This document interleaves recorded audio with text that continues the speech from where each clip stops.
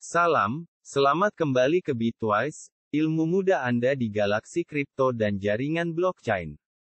Pernahkah Anda mendengar tentang ETF Bitcoin? Ingin tahu apa itu? Mengapa Anda perlukan ETF Bitcoin? Apa perbedaan utama antara spot dengan futures? Apa arti ETF untuk pasar kripto? Anda berada di pesawat ruang angkasa yang betul. Hari ini, kami akan menjelaskan dan membahas tentang topik ini. Sebelum kita mulai, ambil makanan ringan Anda dan sokong kami dengan berlangganan, suka, dan kongsi. Terima kasih. Apa itu ETF Bitcoin? Dana dagangan bursa Bitcoin. Dana ETF memungkinkan pembeli berlabur Bitcoin tanpa membeli aset yang sebenarnya. Cara perlaburan ini memperkemas proses pembelian, memungkinkan pengguna untuk menghindari mendaftar di bursa pertukaran atau berurusan dengan dompet kripto. Dalam perlaburan tradisional, dana ETF adalah bentuk yang menjejak harga aset atau sekelompok aset. ETF mewakili cara mudah untuk berlabur beberapa aset secara bersamaan tanpa benar-benar memegang aset tersebut. Dalam kes Bitcoin, ETF Bitcoin adalah aset yang hanya menjejak harga Bitcoin. Dengan berlabur ETF Bitcoin, pengguna masih dapat keuntungan dari kenaikan harga Bitcoin tanpa melalui proses memperoleh Bitcoin, seperti mendaftar bursa pertukaran dan melalui pelbagai pengesahan identiti. Konon, ETF Bitcoin, dengan sendirinya, cukup terbatas. Yang pertama disebut Bitcoin ETF. Proses Bitcoin Strategi ETF (BITO) diluncurkan pada Oktober tahun 2021. Namun, ETF ini tidak berlabur secara langsung dalam aset, tetapi dalam kontrak berjangka Bitcoin sebagai alternatif, hanya sekeping kertas seperti saham. Apa itu ETF berjangka Bitcoin? Majoriti ETF berjangka Bitcoin memegang kontrak berjangka Bitcoin. Kontrak berjangka memberi pengguna kemampuan untuk bertaruh pada harga Bitcoin, sama ada setuju untuk membeli atau menjual Bitcoin dengan harga tertentu pada masa yang ditentukan. ETF Bitcoin berjangka adalah dana yang diperdagangkan di bursa yang memiliki kontrak berjangka Bitcoin, yang merupakan perjanjian di mana seseorang akan membeli atau menjual Bitcoin pada harga tertentu pada masa yang telah ditentukan sebelumnya. Misalnya, ketika membeli melalui ETF Strategi Bitcoin Process, seorang pelabur membeli dana yang memegang kontrak berjangka. Namun, ETF memastikan pengguna dapat menghindari perlaburan di masa depan, dan sebaliknya dapat memperdagangkan ETF seperti saham tradisional. Kontrak berjangka umumnya digunakan untuk tujuan spekulatif atau lindung nilai. Sudah tentu, seseorang dapat dengan mudah membeli Bitcoin bila-bila saja tanpa proses, tetapi ETF berjangka memastikan bahwa pengguna dapat berlaburi dalam aset digital dan kontrak berjangka Bitcoin tanpa menyusah diri mereka sendiri melalui bursa pertukaran. Cara ini juga lebih hemat kos jika dibandingkan dengan sebahagian besar bursa pertukaran kripto.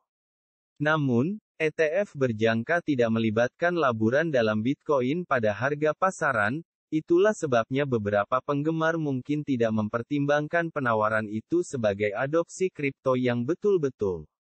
Juga, syarikat yang menawarkan ETF berjangka Bitcoin dapat charge biaya tahunan, yang dapat ramai minat pilihan ETF alternatif untuk berlabur. Bagaimana cara kerja ETF Bitcoin? ETF Bitcoin pasaran memberikan kemampuan laburan efisien yang sama dengan ETF Bitcoin berjangka, tetapi hanya memungkinkan pengguna untuk berlabur pada harga spot pasaran Bitcoin daripada nilai masa depan.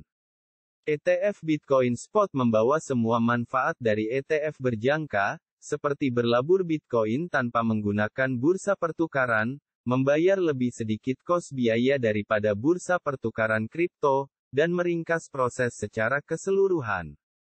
Tetapi ETF Spot langsung membeli Bitcoin pada harga pasaran. Itu benar, ETF Spot berlabur dalam Bitcoin pada harga pasarannya, yang berarti pembeli akan miliki Bitcoin dalam dana tersebut, mirip dengan membeli saham.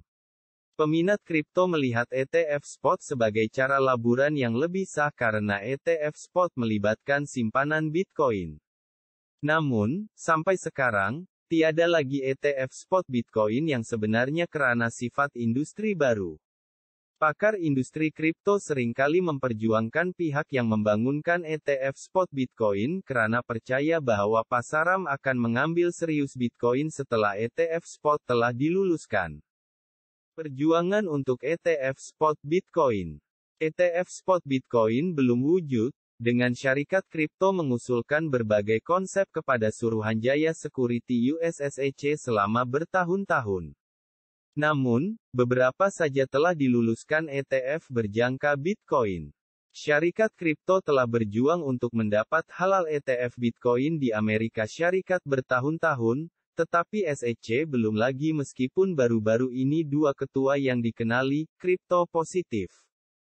Misalnya, Jay Clayton, yang merupakan ketua SEC dari tanggal 4 Mei tahun 2017 hingga tanggal 23 Desember tahun 2020, adalah peminat Bitcoin sebagai penyimpan nilai.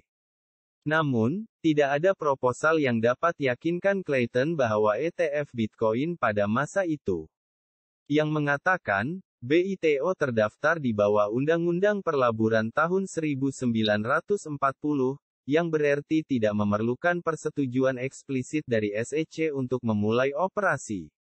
Bagaimanapun, pengganti Clayton, Gary Gensler, melulus BITO proses. Cadangan ETF yang lainnya, termasuk dari Valkyrie dan VanEck, juga telah dilulus. Satu syarikat, Grayscale, mungkin yang pertama menerapkan ETF spot Bitcoin.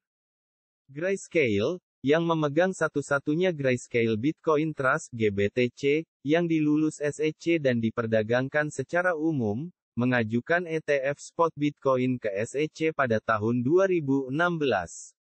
Kumpulan tersebut segera menarik aplikasinya pada tahun 2017 karena kebuntuan dalam perundingan. Mirip dengan BITO, bagaimanapun, GBTC tidak secara eksplisit memerlukan persetujuan SEC untuk memulai operasi.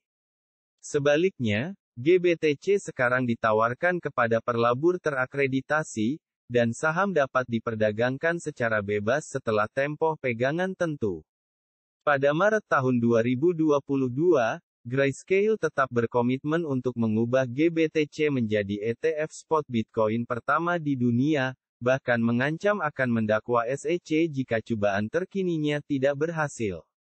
Sebaliknya, SEC menuntut bahwa manipulasi pasaran adalah penghalang terbesarnya terhadap persetujuan ETF spot Bitcoin. Adakah ETF Bitcoin spot lebih baik daripada futures? Bitcoin Spot ETF dan Bitcoin Futures ETF keduanya memiliki kelebihan dan kekurangan masing-masing. Sementara ETF Bitcoin Spot tentu saja lebih sah daripada ETF Bitcoin berjangka karena melibatkan pembelian Bitcoin, sukar untuk mengatakan mana yang lebih baik. Lagi pula, ETF berjangka Bitcoin mungkin tidak melibatkan pembelian dengan harga spot pasaran Bitcoin, tetapi ini meringkaskan proses pembelian dan memungkinkan perlabur membuat pilihan. Dalam nada yang sama, beberapa ETF berjangka Bitcoin berjuang untuk menjejak harga Bitcoin, dan membebankan kos biaya tahunan. BITO, di sisi lain, telah secara jejal harga berjangka Bitcoin sejak awal. Sebaliknya, ETF spot Bitcoin, menurut banyak peminat Bitcoin, akan membawa legitimasi ke aset karena memungkinkan pengguna untuk berlabur Bitcoin tanpa benar-benar memegangnya, dan melakukannya pada titik harga Bitcoin yang sebenarnya. Kami akan membuat episode ini singkat dan manis. Video berikutnya kami akan melanjutkan dengan berapa banyaknya Bitcoin ETF yang ada, dan merinci kelebihan dan kekurangannya. Terima kasih menonton sampai akhir.